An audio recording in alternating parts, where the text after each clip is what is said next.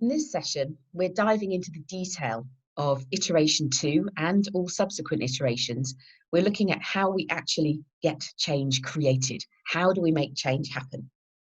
In iteration 2, we start with getting started. We know that there's 3 processes: getting started, making progress, and realizing benefits. And in this session, we're going to particularly look at the discover step, the first step, thinking about how we generate the ideas, how we involve everybody collaboratively to make sure that we're hearing as many possible ideas from as many perspectives as possible so that we don't miss anything out. We might even use techniques like active listening, where we really engage with somebody and listen very closely to what they have to say and question them so that we hear even more detail. And also using feedback techniques where we critique and challenge ideas that are put forward so that we can build on those ideas, tease out more information, and really understand exactly what's required. The idea generation that we want to achieve is based, to start with, I think, on a review of the work that we carry out today. How do we work today? So what is it that we want to keep doing? What do we want to stop doing? And what do we want to add to what we already do? And are there some things that we sort of like doing, but maybe we could change them and we could improve them? So the as-is model is always a good place to start. We need to think about asking those who provide the inputs, so our suppliers, and also those who rely on the outputs from our existing processes to give us their understanding of what's required. What would they like to see change?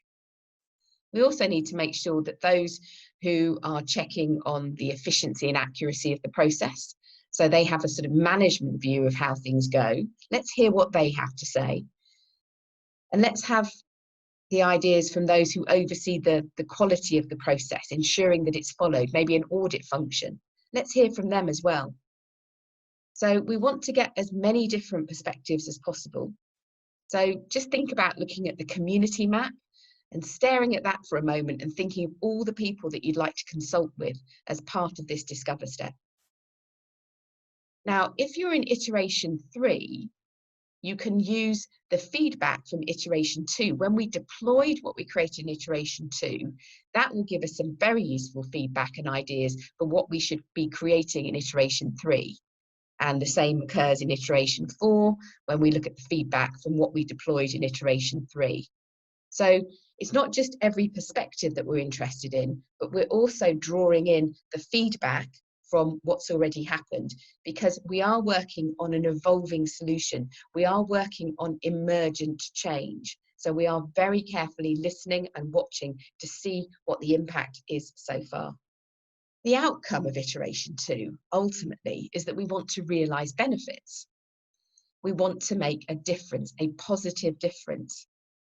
And the way in which we do that is we implement our ideas. But it's worth considering that our ideas are made up of both project activities and change activities. Let's have a look at what both of these really mean. So we have, let's say, a new app that's being developed. There's a project team, there's developers who are working on building the database, the business logic of what they're doing and coding the new app. They're looking at the front end of the app, the user experience, and trying to make that as intuitive as possible. So all of those project activities are taking place. We need to understand what they are.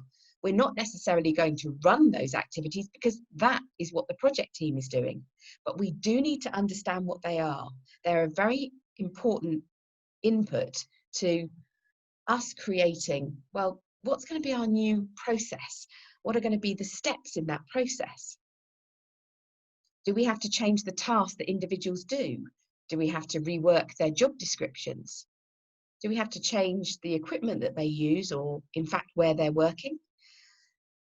How do we measure their progress? So are there new key performance indicators or new success metrics that we need to apply?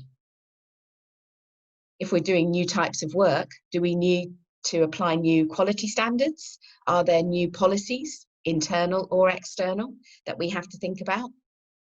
And that's only one part of it. because if we're changing how people work, we need to be thinking about the attitudes, the behaviours and the values that they apply to that work. So it's also the thinking that goes on behind that work. It's that approach that people bring to their work, as well as the steps that they take when they're carrying out the work that we want to capture.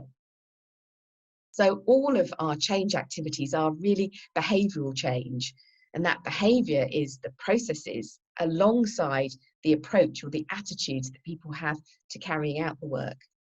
One of the ways that we can make sure that we don't forget anything is to play this very simple game about scope and exclusions. So every time we think of something, oh, we need to include this, oh, we should include that, it's very easy to sort of think, we should include this. But if you can get into the habit of every time you think of something that should be included, think about the opposite. Is there something that something that you definitely don't want to include, that almost acts as a boundary between what you are putting into the change and what you're excluding from the change? I'll give you a very simple example. If we're going to be transferring the financial records into a new system, do we think about the last 6 years of financials, because that's what the law says we need to have in certain countries, and therefore we can exclude everything that's 7 years or older? So that would be out of scope, whereas the first 6 years are in scope.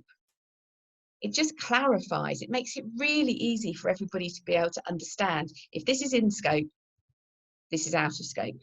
If this is out of scope, this is in scope. And there we go. Very simple, but very effective, because it cross-checks all the time. And sometimes it's easier to identify what's out of scope first, and then think, well, as a result, if we're not doing that, but we are going to do this bit. It's a really simple technique that you can collaborate with others to use to get all of your ideas and cross-check your ideas. The best way to do it is to put up a whiteboard online or get a big piece of paper and simply write scope down one side, exclusions down the other. And whatever you put in one column, see if you can write the opposite in the other column. It sounds really simple, but when you have a practice, it's actually quite tough to do, which is why I'm asking you to have a practice, because it's such an effective technique, but it really makes you think. Take any piece of work and think about what you've got to do. And I bet you can write a very simple to-do list of all the pieces of work you've got to do. But to double check that you know exactly the scope of what you're doing, try to then put the boundary in place. Try to say, but I'm not going to go that far. I'm not going to do that step. Try doing that. It will make all the difference to really sharpening up your understanding of what it is that you're doing in terms of the scope of your change.